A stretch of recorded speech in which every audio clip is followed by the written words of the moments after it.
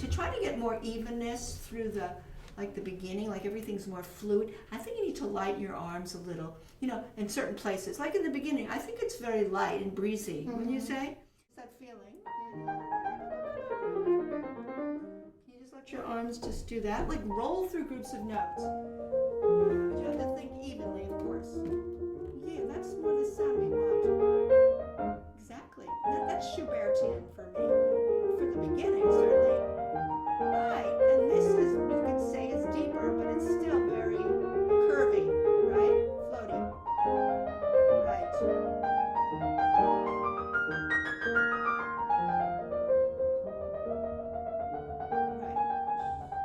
Oh, you're over there. Okay. No, okay. I was going back to the beginning, but it's the same idea. But see, that sounded so much better. Okay. And then kind of trying to labor through note after note and scale after scale. Like we always talk about doing groups of notes when we already done all the work and you do the blocking of the scales. This is half steps here and this, and the resolutions are important too, right? The little resolutions we talk about, right? When you dip down. So that was good. And I think the less pedal, the better. You could dab around with the pedal. I know you probably play it better without the pedal. I'm kind of hearing that when you start hitting the pedal, you get your coordination. You're going, oh my God, I got to do the pedal. So if you do it, just especially with all these scales, just dab it, like just flutter pedal, just try it out with a little bit of pedal, but just dabbing it. And also, this is important. Right. Sometimes we lose that. That rocking motion. Because if it starts doing this, it's going to affect the phrasing, I think, of both hands, right? So now when you do it, think of do, the left, inveterately he does it. Until he gets to what? And he changes when he does. Right.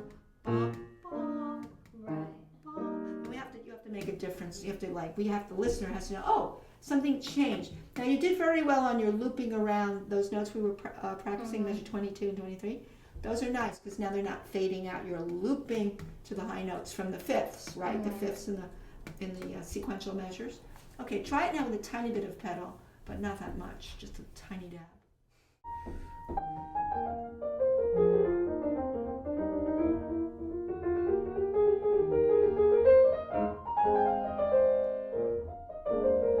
Okay, now I want you to go back to no pedal so we can try to get back to the sound you had before. Yeah, the first note, though, that's an extremely important note because it's got 2 eighths notes through it, not any triplet anymore. Okay.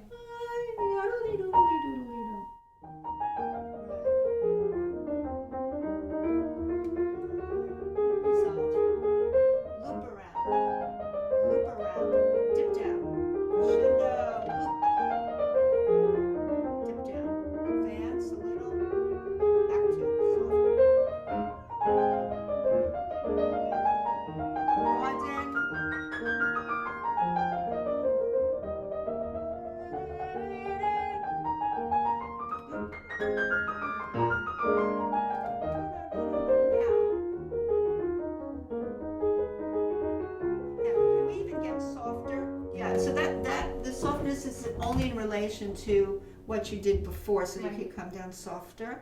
Can you do the measure before leading into that veiled double P? You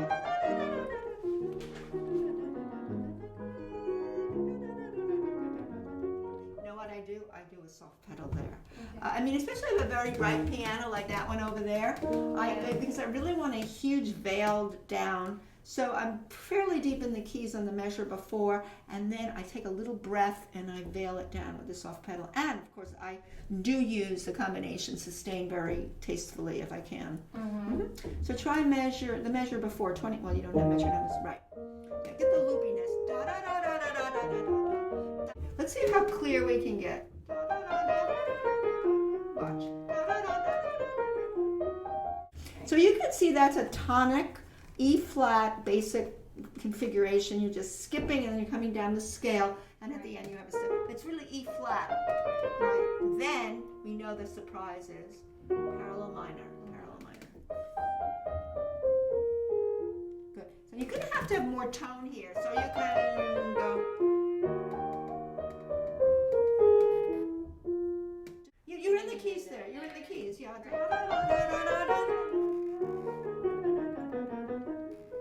It's such a beautiful place, gorgeous place. Yeah, here's what I suggest you do. Play that very slowly. Stay with that slower pulse just to get the veiled sound, so you're very sure of yourself, Right. like this.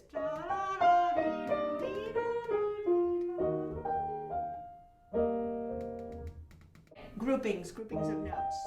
Dead weight. Right, you're going to have the dead weight into that. Yeah. Right, that needs a lot of practice. So we're going to air out. This is to be aired out. So a lot of space. A lot of breathing. Lots of air there. You have to have lots of breath. That would be very good if you get deeper in the keys on that measure. Dead weight, arm weight. Right. See, because if you don't have enough, it's going to become paper thin like this. We don't want that. We want. Okay, so let's go back to.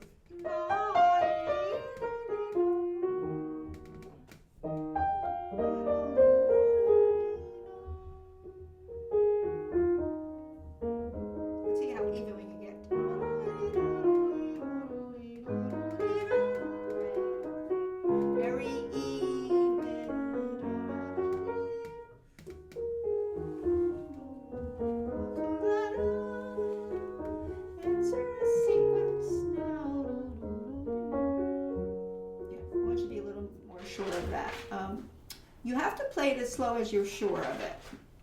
Because if you play it fast, and I'm not sure anybody can be sure and fast if they're not sure when they're playing slow. Does that make sense? Here's the thing. Like I always go back to slow practice because I want to shape it exactly how I want it to go into fast motion as perfectly shaped as I could do it in slow motion. And that's the only way I can use as my model. So if I go.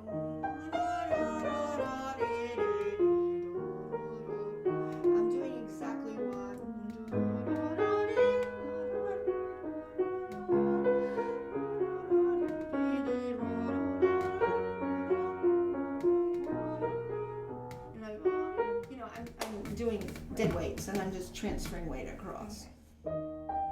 We're one group. It's one group. Better.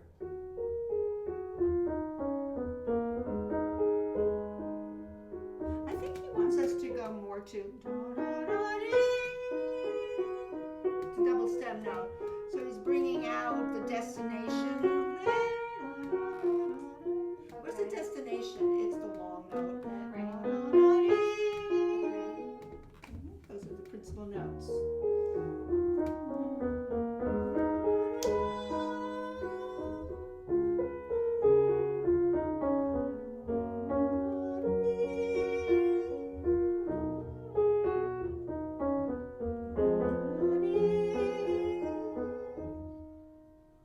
This is gorgeous. This is harmonic minor, suddenly.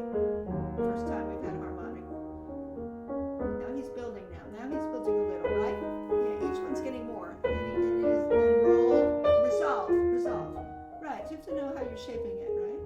Right. Yeah, so you have to know that's intensifying because now those rolled measures are coming up against each other where they didn't before. Before they were rolled and then he just scaled down. Then he rolled up and then he just scaled down, right? Right. Now he has roll, and then da-dee-da-dum. So that tells us he's moving it along, right? And so you have to, the listener has to know that there's some intensification of that phrase. So you have to know in each section what are you really going toward, right? Now, let's see if we can do all of that, adding the beginning to that section, okay? Go back to the beginning, and then add what we just did, the very beginning, okay? Everything must be very even, the triplets.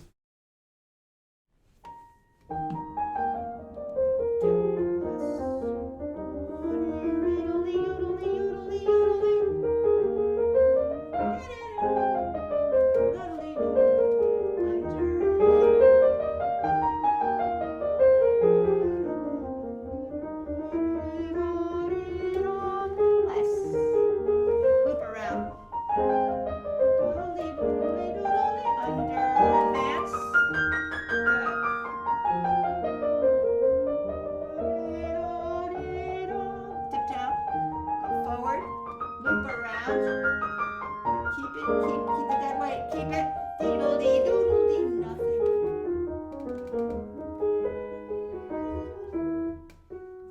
That was much better what you did there because it didn't die before you got to the double P. Right? There's no reason for that to die. Otherwise, we can't make that huge contrast. I really like the unexpected parallel minor. And that gorgeous association that we have to major and its parallel minor is like, we know we go to, it's an amazing emotional moment there in that piece. Absolutely gorgeous for me. So that was better. Now let's go to 25 and try to get all the notes. Right, okay? 25. Is that this? That's the veiled section. Okay. Now, you're still going to need watch. You're going to need, you're also going to need the shaping of the left. The left hand shape is still, when you go forward,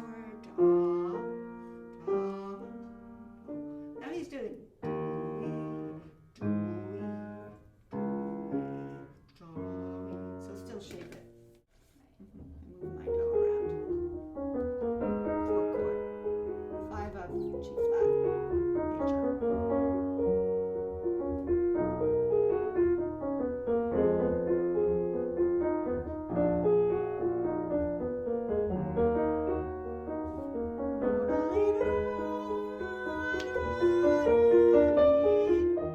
That was nice dip there, very nice. There's a little counterpoint in the left hand. Right. Now build it. More. Dip down. Go forward. Loop around. Good. And this is, you can't do too much pedal here. It gets very drowny. Be careful when you do pedaling.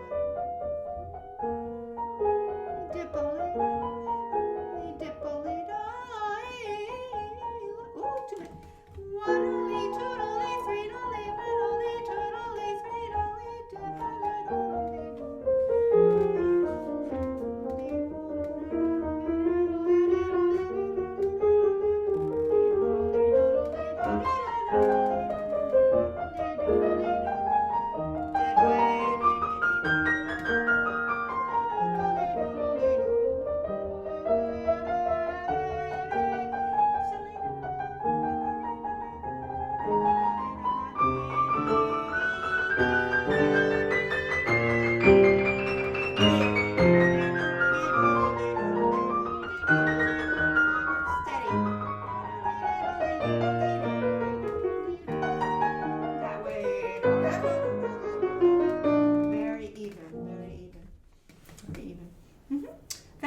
better, it's not so blurry anymore or getting uneven, because I think the biggest thing is to work on is evenness. Right. But it's getting better. I mean, you have to have faith that it will get better.